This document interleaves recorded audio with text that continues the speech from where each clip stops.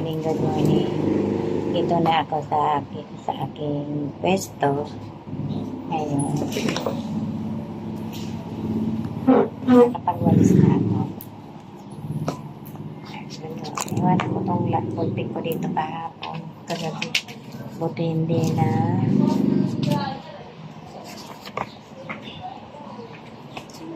hindi na gagamit ko.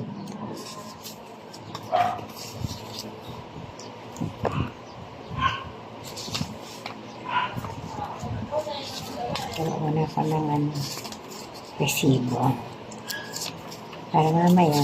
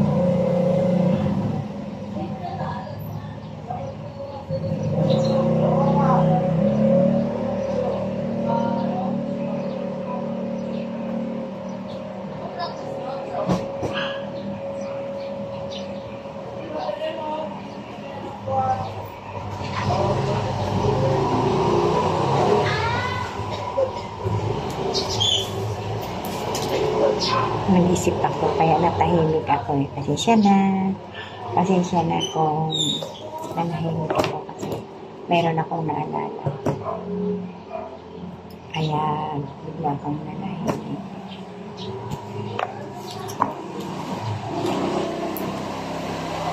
Itong vlog ko na to, dapat araw-araw ako magpa-vlog dito sa trabaho ko. Sabi ko, minsan na lang ako mag-upload pwede mag-upload ako kasi minsan tagal ko lang sorry, parang inatok pa ako itong pagbablog ko na to para kasi ilang taon na akong nagbablog. Kaso hindi ko naman natututukan. Kaya pa iba-iba yung binablog ko. Sa YouTube ko. Pero sa Facebook, hindi pa ako nasahod. Kahit sa Reels, hindi pa. Sa YouTube ko. Mahigit 5 years na. Akong na-upload ng vlog ko. Minsan hindi pa ako nakasahod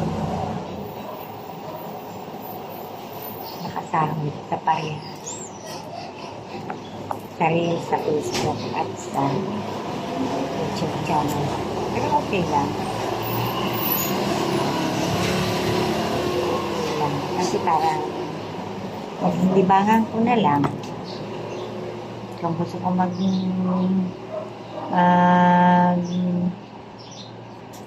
video, magbibideo sa akin. Kahit maiksing ano lang. Parang ang tagal humaba ng buhok ko. Sana October mahaba ito. Kasi magano ko sa birthday cotillion ba ng tiyahin ko. Kaya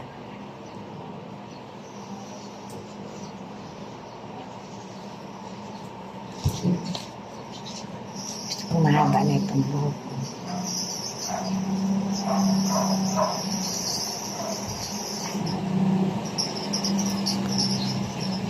Parang bata ba, no? Ng linggo nga, nagsimba ako. Naalala ko, nakaklip pala ito dito. Sa loob na ako ng simbahan. Hindi lang tinanggal. Baka sabihin nakapang baby clip pa ako.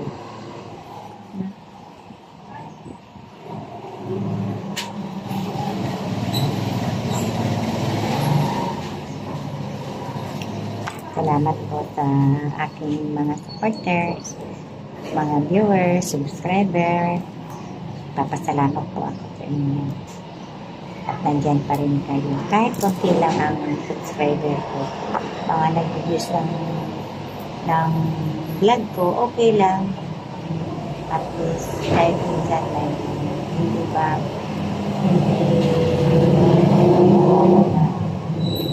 maraming salamat.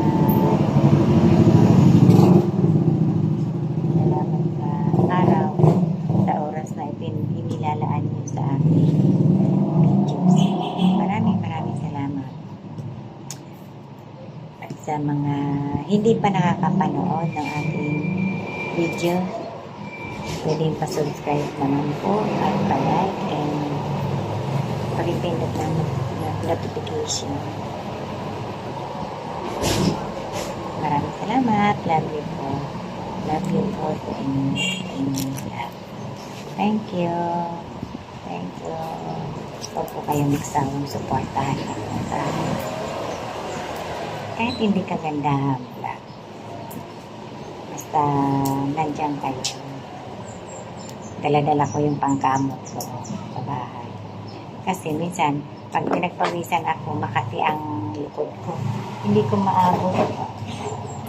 Hindi ko maabot kamutin. Kaya, ito ang pinagkakamot ng lola. Ito.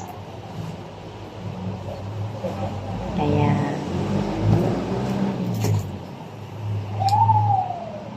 malapit na ang birthday ko. Hindi ko alam kung may handa. Kahit walang handa, basta malusog, malakas, walang sakit. Okay lang. Okay lang sa akin. Kung wala man akong maihanda, may lagay sa mesa. Basta malakas ako, walang sakit. Okay lang. Ay, nagpantay ang kilay. Pag sa bahay kasi ako nagkilay, parang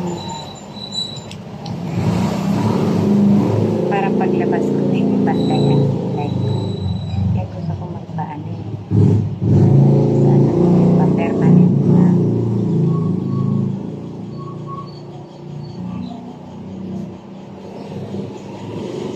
Kasi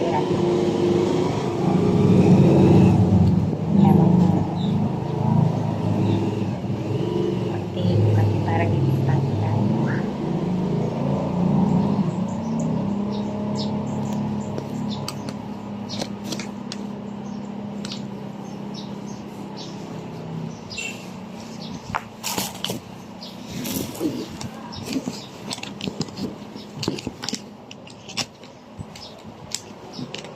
Dinala ko yung mini pa ng apo ko kasi hindi naman niya ginagamit inuwi ko ay dinala ko dito o paano magamit ko ba May ventilador naman yung sa opisina namin. Kaya lang, pag malapit na ako umuwi, ipinapasok ko na yan, pinabalik ko na. Tapos, ito na ang ginagamit ko. Habang nag-aantay ako kung may parcel na nakapasok.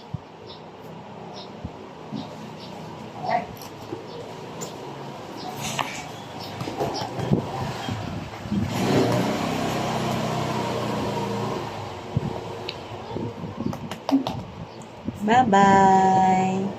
Bye-bye po. God bless.